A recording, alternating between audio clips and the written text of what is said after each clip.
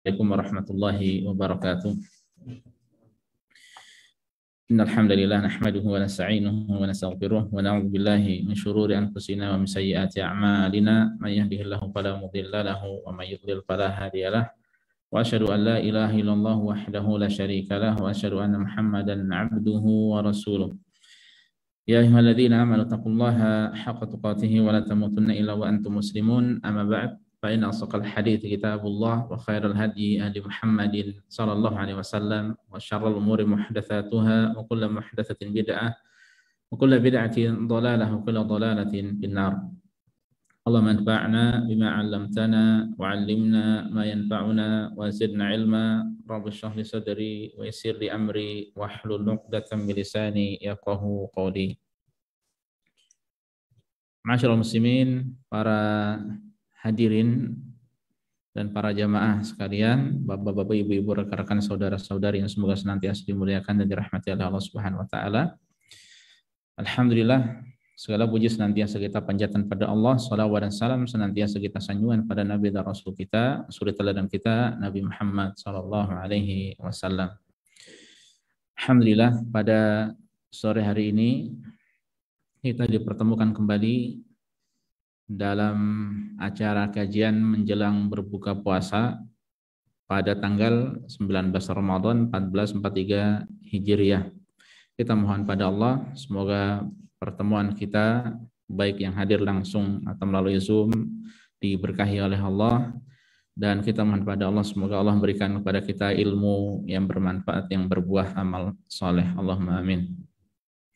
Kaum muslimin, para jamaah sekalian, para hadirin dan para jamaah yang mengikuti dari rumah, insya Allah pada kesempatan kali ini bersama-sama kita akan melanjutkan kajian dari apa yang sudah kita bahas pada pertemuan sebelumnya, yaitu jalan menuju sholat khusyuk.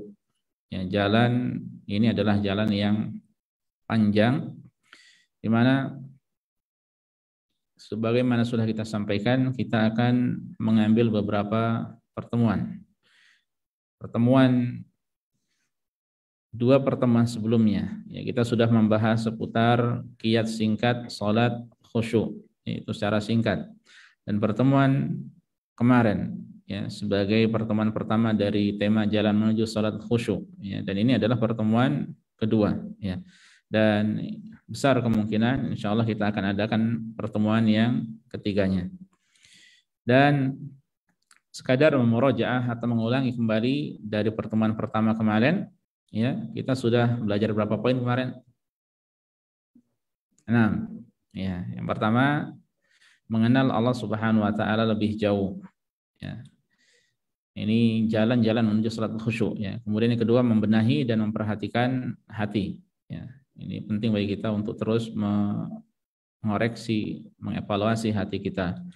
Kemudian tidak menoleh tanpa ada hajat, yaitu ketika sholat jangan toleh-toleh supaya bisa fokus. Ketika toleh-toleh semakin banyak yang dilihat, semakin banyak pikiran. Ya. Kemudian tidak menjalin jari jemari. Ya. Ini ketika menuju sholat dilarang, ketika sedang sholat lebih ditekankan lagi pelarangannya, ya. Tidak adab, dan itu adalah perbuatan orang yang dimurkai dari orang-orang Yahudi. Kemudian menahan menguap, ya. Nah, ini berusaha untuk ditahan ketika hendak menguap, baik di luar sholat atau ketika sholat, ya. Ini ketika sholat lebih ditekankan lagi, ya, maka berusaha untuk ditahan, ya, dengan tangan, ya, dan berusaha untuk tidak mengeluarkan suara yang dapat menjadikan setan itu suka, ya. Kalau seorang membuka mulutnya mengeluarkan suara ha, maka setan akan tertawa dan setan bisa masuk. Kemudian yang terakhir yaitu salat dengan menghadap sutrah. Nah, ini perlu kita biasakan juga. Sutrah benda kecil, ya, boleh tas, boleh tembok, boleh orang yang sedang duduk di shop, ya, atau yang lainnya, ya, itu lebih bisa menjadikan salat kita khusyuk, ya, dan lebih fokus. Nah, kita lanjutkan para jamaah sekalian, azanillahu wa iyyakum, kepada poin berapa berarti? Ke-7, ya. 7. meletakkan tangan kanan di atas tangan kiri di atas dada saat berdiri dalam sholat. Itu maksudnya tangan kanan diletakkan di atas tangan kiri, kemudian kedua tangan tersebut diletakkan di atas dada. Nah, ulama mengatakan ini termasuk dari perkara yang dapat menjadikan seseorang ya salat lebih khusyuk ya. Dan ini yang dicontohkan oleh Rasulullah Shallallahu Alaihi Wasallam. Ya, Rasulullah dahulu seperti ini. Di dalam sebuah riwayat ya, Abu Dawud disampaikan oleh Wa'il bin Hujr bahwa Rasulullah tsumma wada'a yadahu al-yumna ala dhahri kafihi al-yusra war-rusghi was-sa'id. Beliau ketika sholat itu meletakkan tangan kanannya itu di atas punggung telapak tangan kiri, kemudian pergelangan tangan dan kemudian lengan tangan. Ya, boleh juga dipegang. Nah, ini jadi 3 poin tersebut. Nah, ini caranya ya, letakkan tangan kanan di atas punggung tangan, pergelangan tangan dan lengan tangan kiri. Ya, ini caranya. Kemudian hikmahnya apa? Ibnu Hajar Al-Asqalani rahimahullah, beliau mengatakan al-hikmah fi hadhil hay'ah annaha sifatus sa'ilid dzalil. Bahwa hikmahnya ini merupakan sifat seorang yang meminta dengan merendahkan diri. Ya, dia merasa hina. Ya, dan kita dalam memohon pada Allah itu butuh merendahkan diri, bukan congkak, bukan angkuh, bukan sombong, bukan takabur. Ya, kita perlu merendahkan diri kita di hadapan Allah Subhanahu wa taala, ya. Dan ini sebab apa? Kekhusyuan. Maka Ibnu Hajar melanjutkan wa huwa amna' minal abath, ini bisa menjadikan seorang tidak banyak bermain-main, wa aqrab ilal khusyu', dan ini lebih dekat kepada kekhusyukan. Ya, ini lebih dekat kepada kekhusyuan.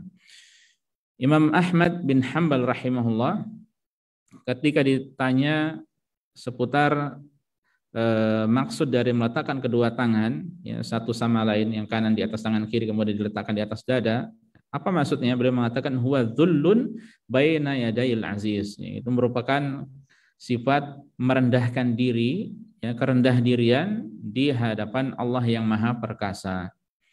Nah, jadi ini ada faedahnya ya, bahwa dengan hal tersebut seorang hamba itu merendahkan diri pada Allah.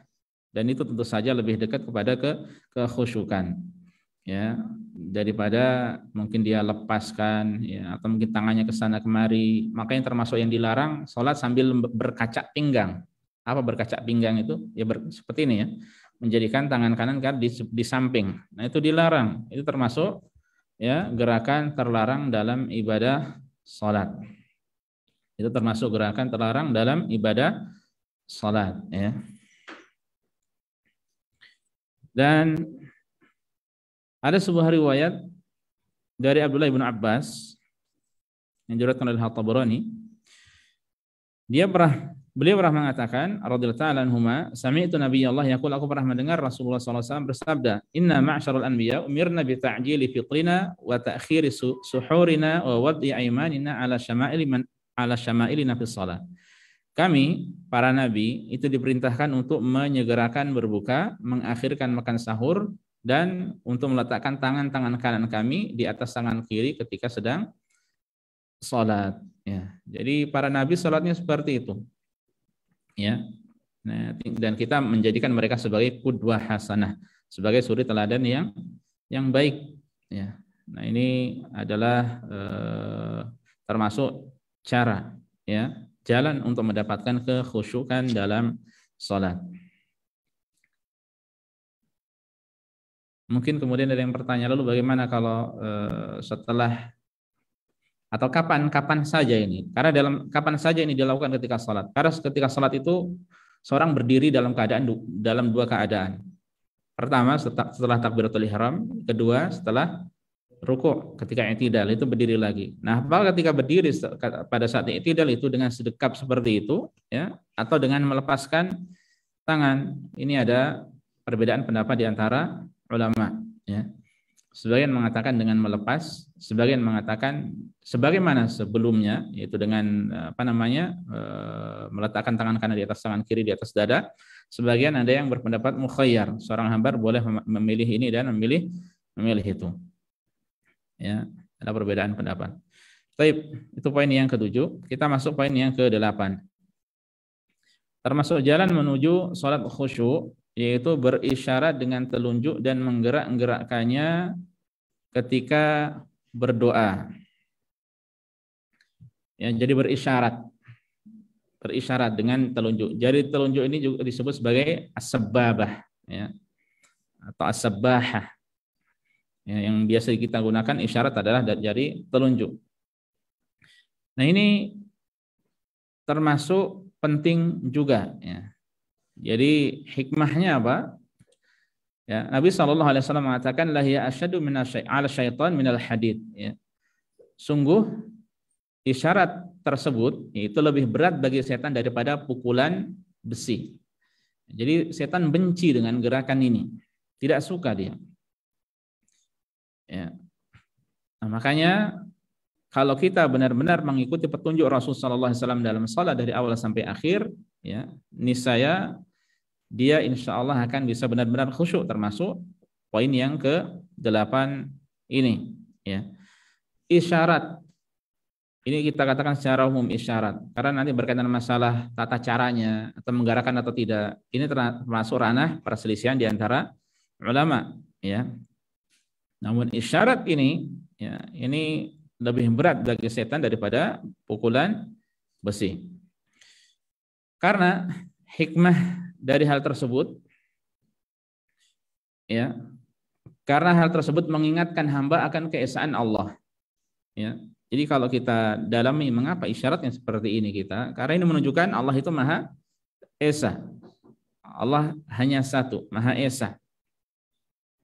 Nah, ini yang pertama. Kemudian yang kedua, sebagaimana ini juga menunjukkan keikhlasan dalam beribadah padanya semata. Setelah seorang hamba yakin Allah Maha Esa, kemudian yang kedua, ya, dalam ibadah kita semuanya kita tujukan hanya kepada Allah Subhanahu wa taala, ya. Dan tentu saja setan membenci hal tersebut, ya. Setan membenci hal tersebut, ya. Baik seseorang, caranya bagaimana? Caranya bagaimana? Cara berisyarat ini bisa dengan cara antum genggam semua tangan ini, ya. Kemudian jari telunjuk menunjuk, ya. Ini lurus ke depan, tidak ke bawah, tidak, lurus ke depan, ya. Tidak ke atas juga. Kemudian atau juga dengan cara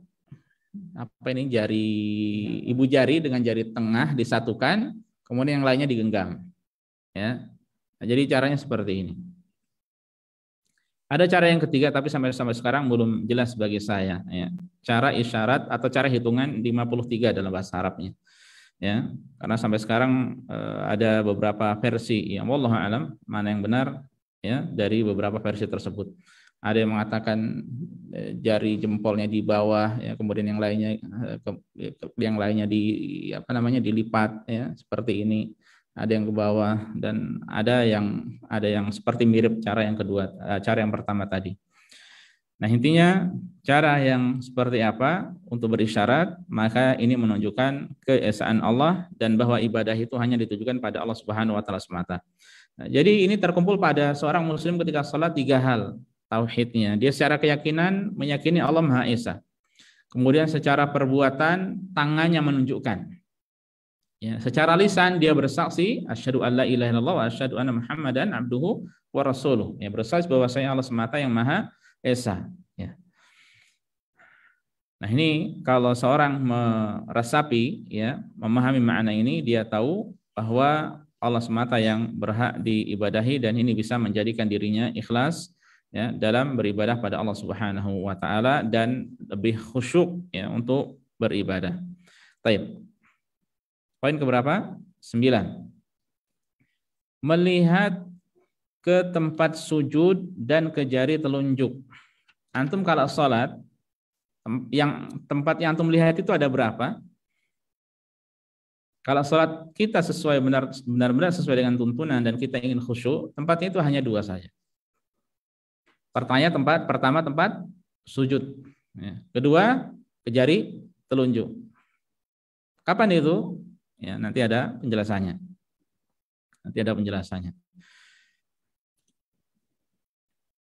Pertama saat berdiri. Ya, saat berdiri dan dalam keadaan yang lainnya. Ya.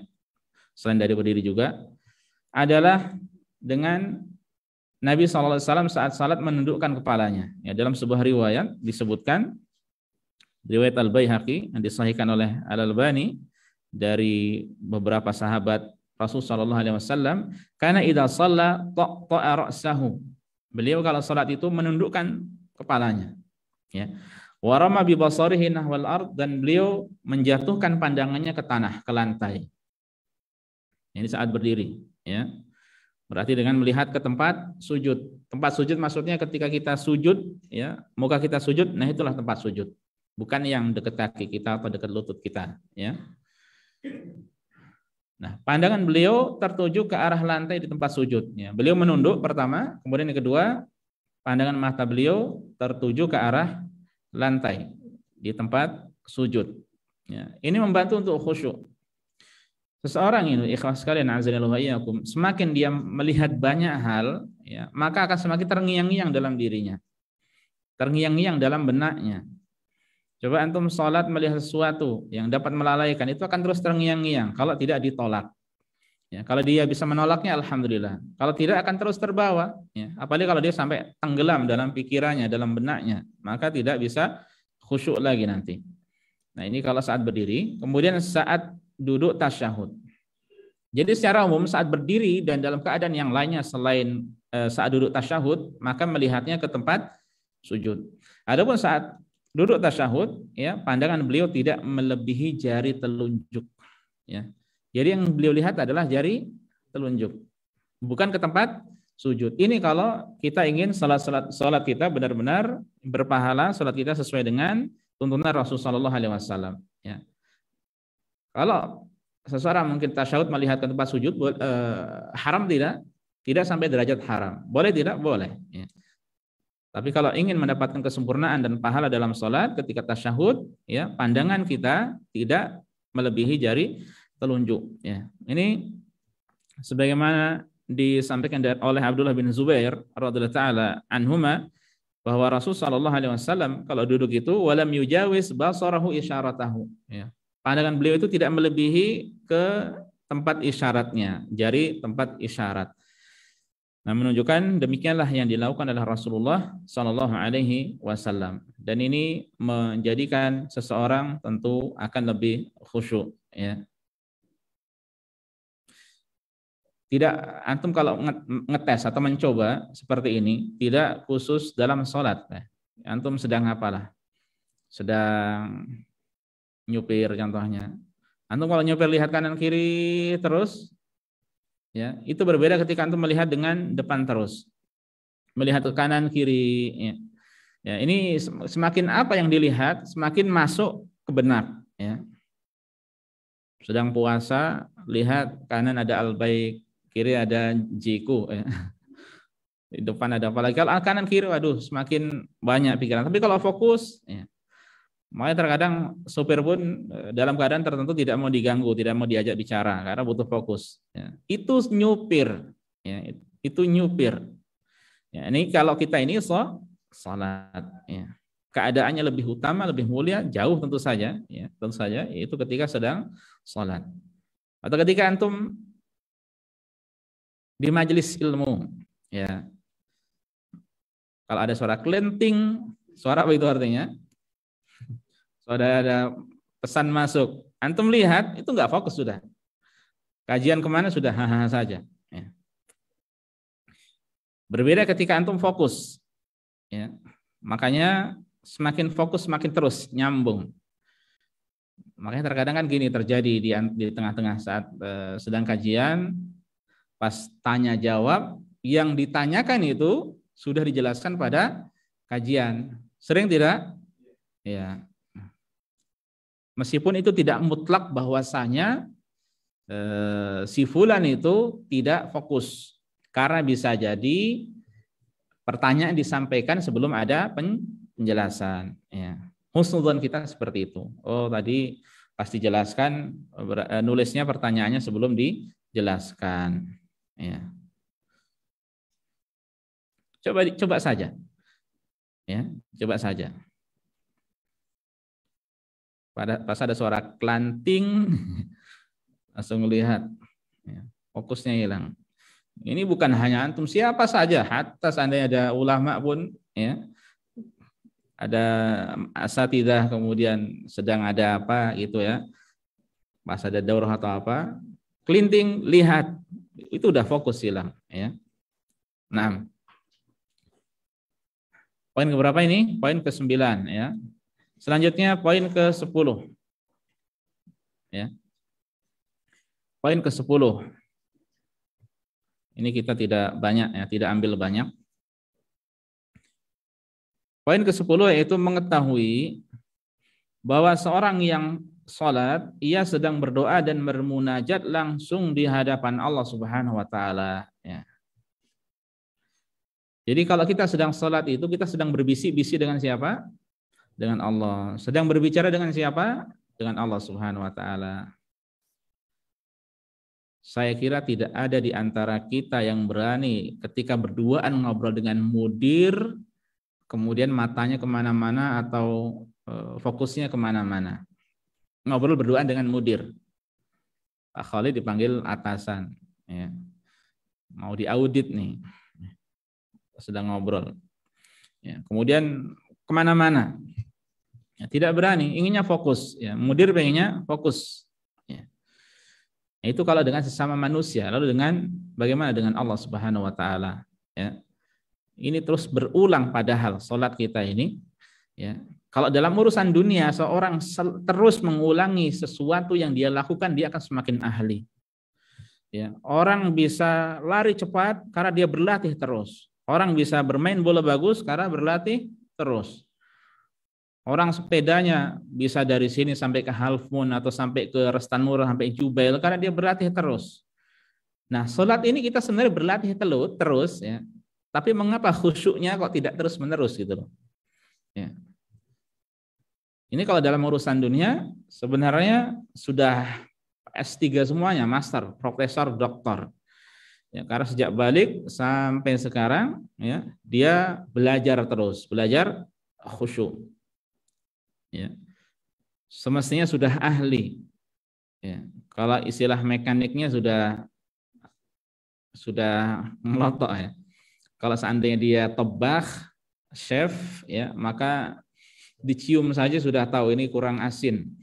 Ini kebanyakan apa? Ini kebanyakan pete, itu tahu semuanya kalau itu, ya. Jadi demikian, semestinya seperti itu. Ya. Tapi mengapa tidak lancar?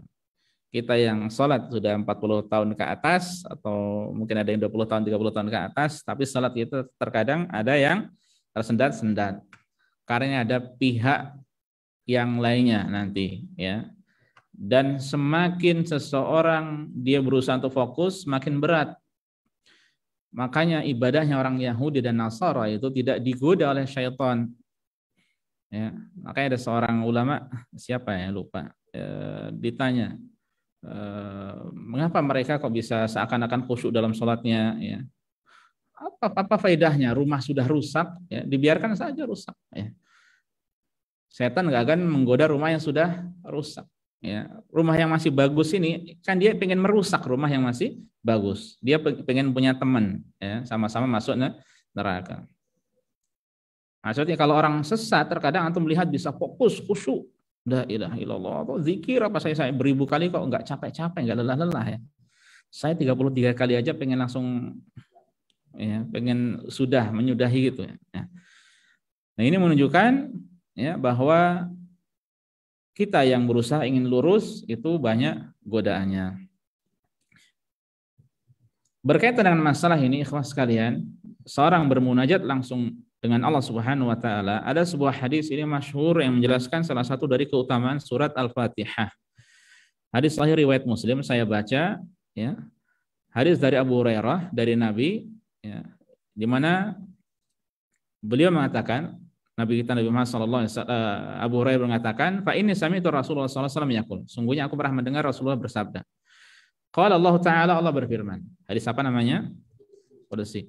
Qasamtu sholata baini wa baina 'abdi nisfaini. Aku membagi salat antara hambaku dengan diriku menjadi dua bagian.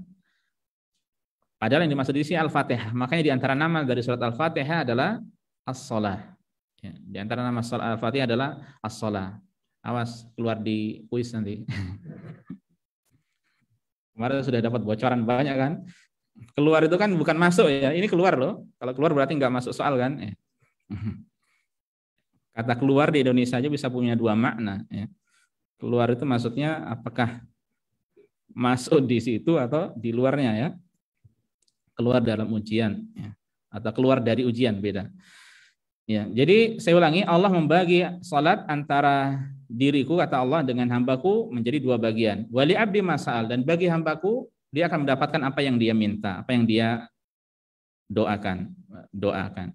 Fa idza qala al-abdu, apabila seorang hamba berkata alhamdulillahirabbil alamin, segala puji bagi Allah Rabb semesta alam. Ini pujian bagi Allah. Ya, ketika seorang hamba mengucapkan kalimat tersebut, qala Allah Ta'ala, Allah berfirman, hamidani rabbi, hambaku memujiku. Ya, ini untuk siapa? Untuk Allah. Ya. Wa idza qala ar-rahman ar-rahim, seandainya dia membaca Allah yang maha pemurah lagi maha luas rahmatnya, maha luas lagi maha merahmati, ya. Qala Allah Ta'ala, Allah berfirman, athna alayya abdi, hambaku menyanjungku. Ya. Wa idza qala malik yaumiddin, ketika hambaku membaca yang merajai hari pembalasan, qala majjadani abdi, hambaku menyanjungku, ya, menyanjung, memuji, ya. Nah, ini kalimat yang dekat-dekat, ya. Jadi intinya ini pujian semuanya pada Allah. Ya, wa qalla marratan, dan di sebuah riwayat disampaikan, ya, fawwada ilayya abdi, hambaku menyerahkan segala urusannya kepadaku. Fa idza qala, nah ketika hambaku berkata iyyaka na'budu wa iyyaka nasta'in, hanya kepadamu semata kami beribadah dan hanya kepadamu semata kami mohon pertolongan, qala, Allah berfirman, hadza baini wa baina abdi, ini antara hambaku dan antara diriku dan hambaku. Wali abdi masal, dan bagi hambaku, ya, dia akan mendapatkan apa yang dia minta. Fa idza qala ihdinas siratal mustaqim, ketika hambaku berkata tunjukilah aku jalan yang lurus, tunjukilah kami jalan yang lurus, jalan siratal ladzina an'amta alaihim ghairil maghdubi alaihim waladdallin, jalannya yaitu jalannya orang-orang yang Kau beri nikmat atas mereka, ya, bukan jalannya orang yang dimurkai dan bukan jalannya orang-orang yang sesat. Ya, Allah berfirman, qala hadza li abdi, ini untuk hambaku, wa li abdi mas'al, dan bagi hambaku apa yang dia minta. Ya, jadi ini doa seorang hamba pada Allah, dan Allah menjanjikan akan mengijabahi permohonan hamba tersebut. Ya. Nah, sekiranya ini dihadirkan oleh orang yang salat, maka dengan izin Allah dia akan khusyuk, ya, akan bisa khusyuk. Bahwa dia sedang bermunajat, ketika dia membaca Allah berkata demikian, ketika dia membaca Allah berkata demikian, ya. Dalam sebuah hadis yang lainnya dari Abu Hurairah radhiyallahu anhu, Rasul sallallahu alaihi wasallam pernah salat zuhur bersama kami, kata beliau, kata Abu Hurairah. Ketika selesai salam, ya, setelah selesai salam, beliau memanggil seorang yang berada di akhir shaf. Faqala, kemudian beliau berkata padanya, ya fulan, wahai fulan, ala tattaqillah, tidakkah engkau bertakwa pada Allah? Ala tanzur kaifa tusalli, tidakkah engkau melihat bagaimana dirimu salat? Ya. Tidakkah engkau memperhatikan bagaimana keadaanmu ketika salat?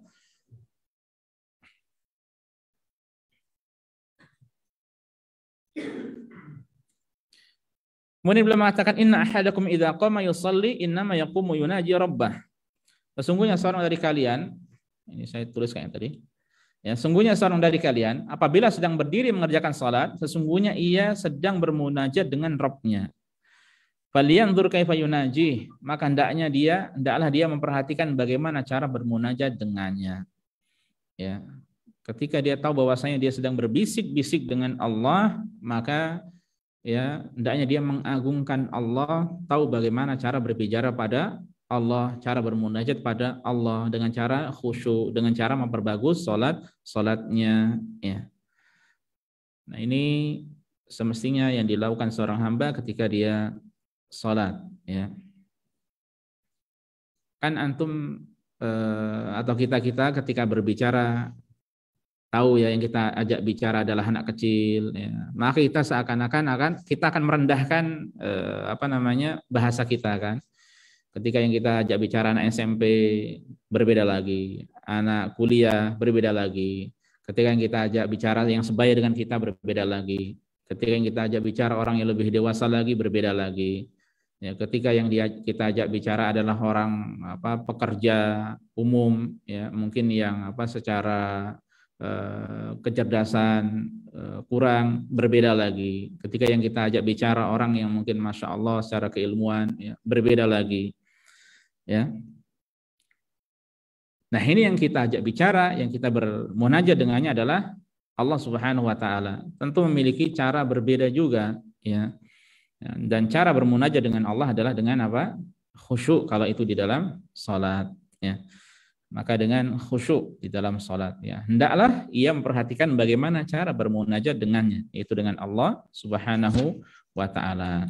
Baik, masuk ke poin 11. Apa itu? Membaca isti'adzah atau ta'awudz. Ini bukan bacaan na'udzubillahi minasyaitonirrajim ketika hendak membaca surat Al-Fatihah, ya, tapi makna yang lain. Ta'awudz atau isti'adzah itu artinya memohon perlindungan pada Allah dari godaan syaitan yang terkutuk. Nah, di antara godaan setan ada setan yang namanya khanzab.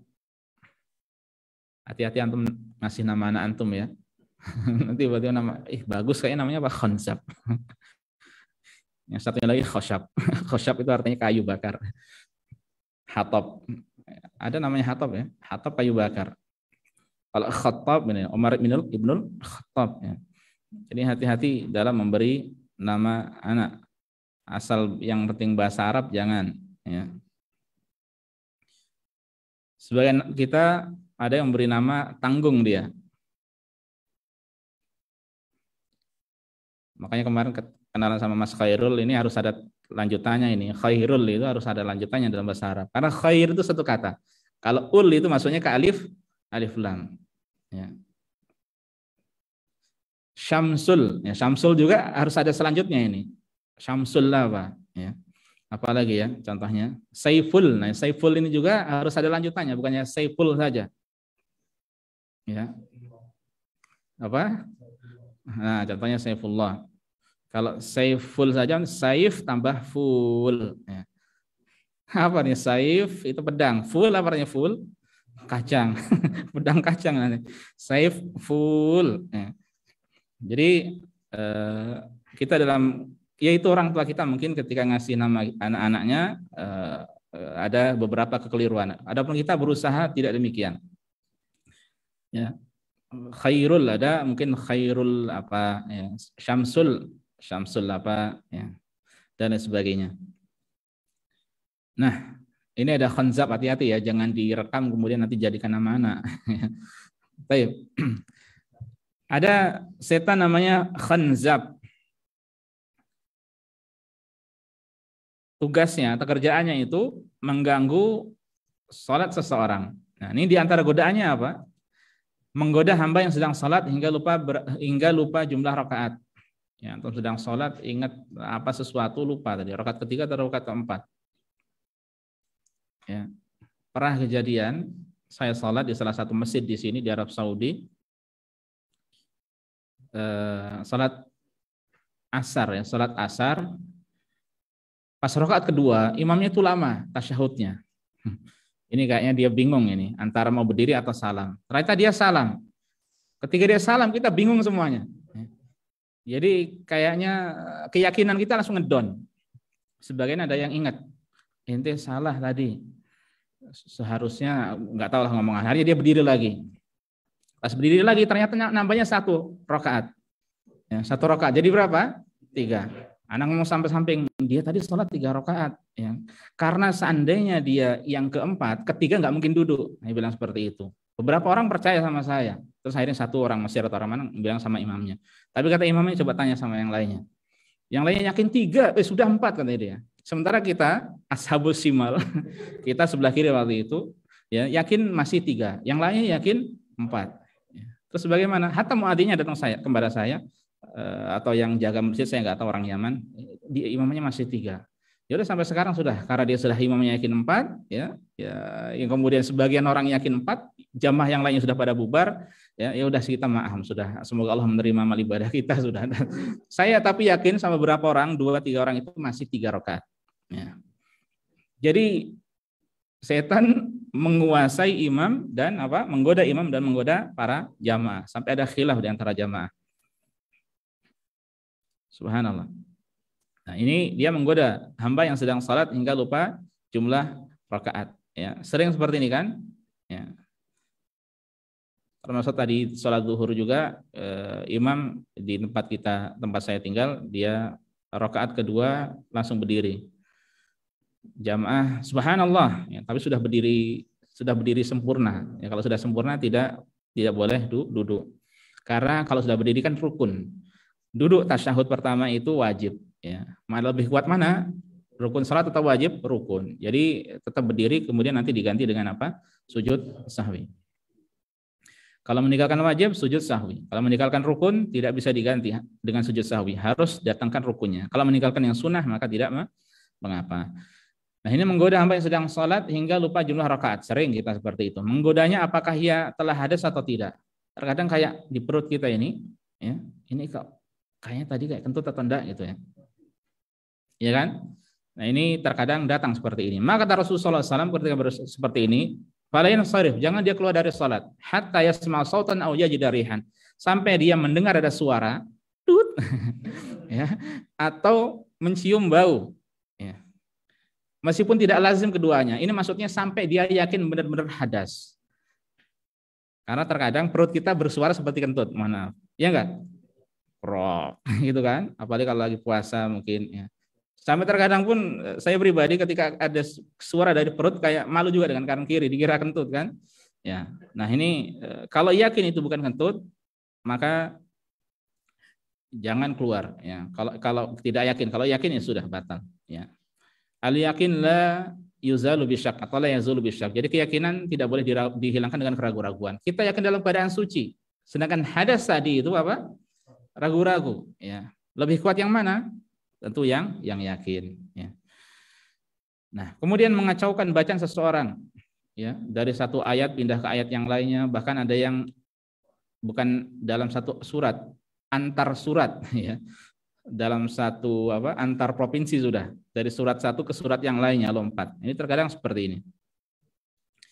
Ya. Nah, solusinya bagaimana? Nah, ini maksudnya solusinya pertama membaca ta'awudz. A'udzubillahi minasyaitonirrajim. Yang kedua, meludah ke arah kiri sebanyak 3 kali.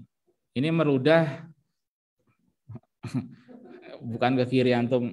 Nah, marah antum. Jadi antum bisa ke bawah, ya, kalau dan meludah bukan dengan disertai keluar bubar nanti salatnya ya.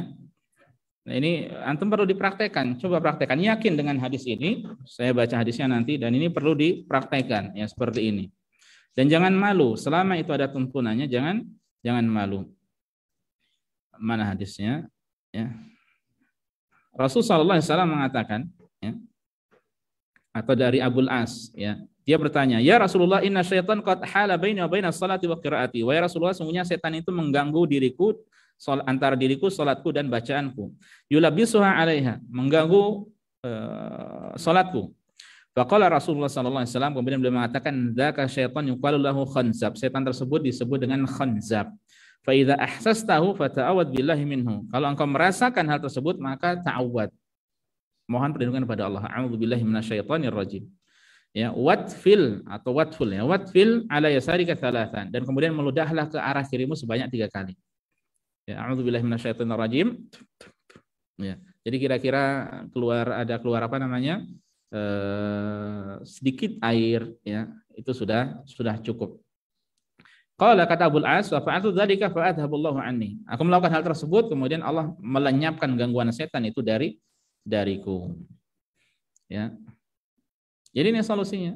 Sedang sholat terganggu dengan sesuatu, sedang sholat mikir sesuatu, ingat a'udzubillah ta'awudz, a'udzubillahi minasyaitonirrajim, Meludah ke kiri sebanyak tiga kali.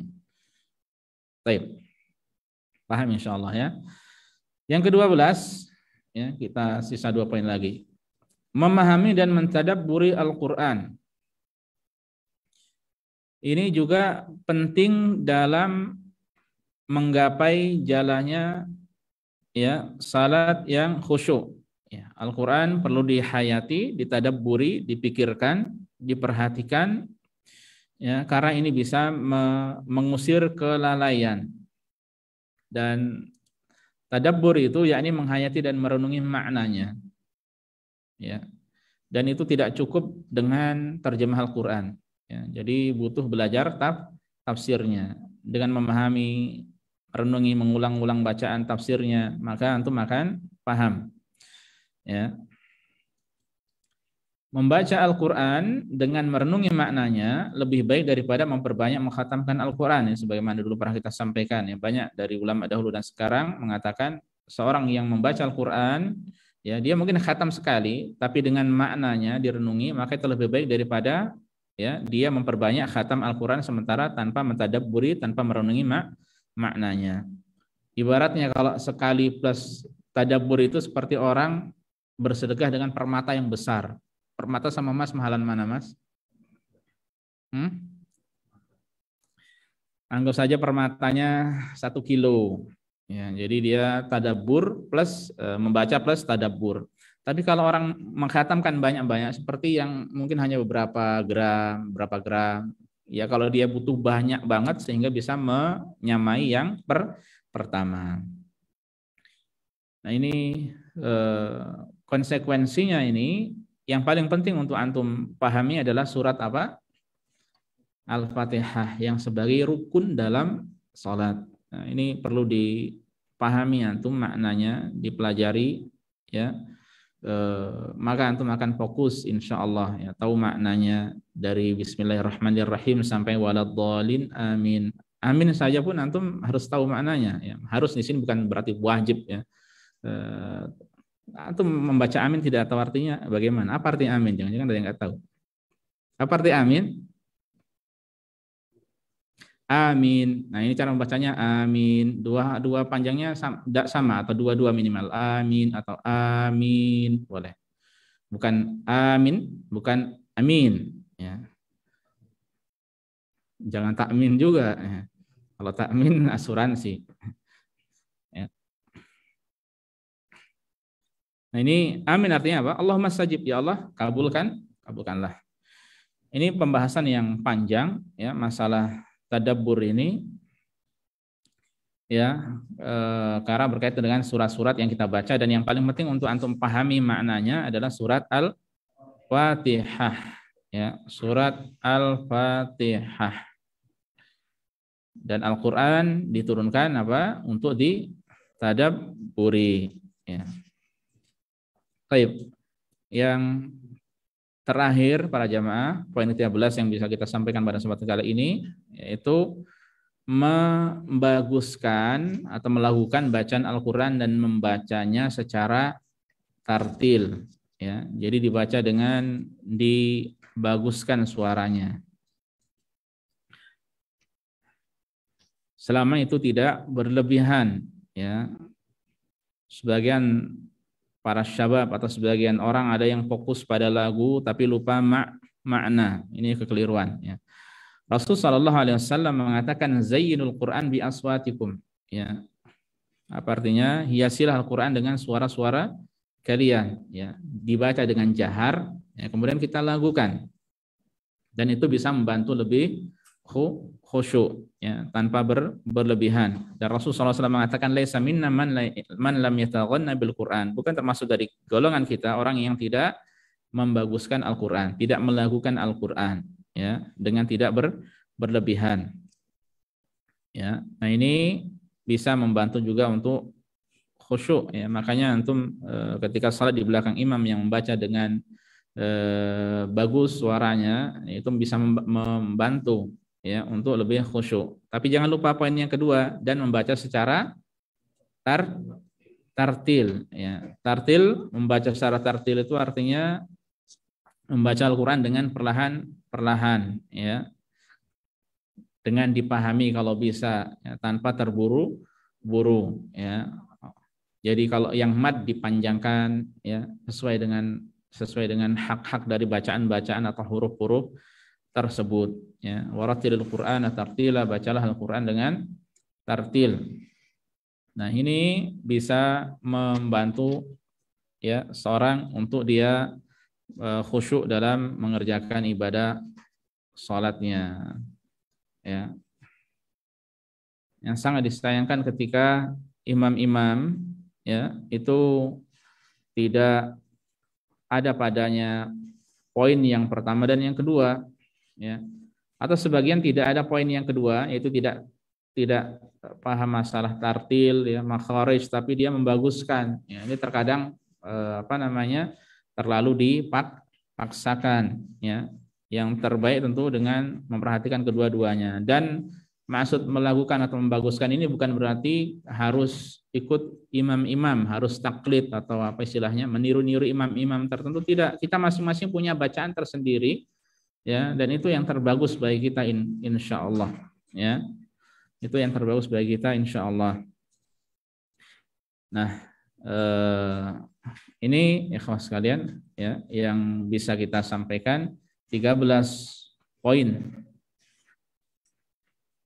Dari poin berapa tadi? 7, ya, sampai 13, berarti sudah 13 poin kita menyelesaikan jalan menuju sholat khusyuk, ya. Insya Allah pada pertemuan besok, ya, insya Allah kita menyelesaikan sisanya, ya, dan kita tidak akan merinci banyak-banyak karena memang sekali lagi ini kalau dirinci maka banyak yang kita ambil yang poin-poin pentingnya insya Allah.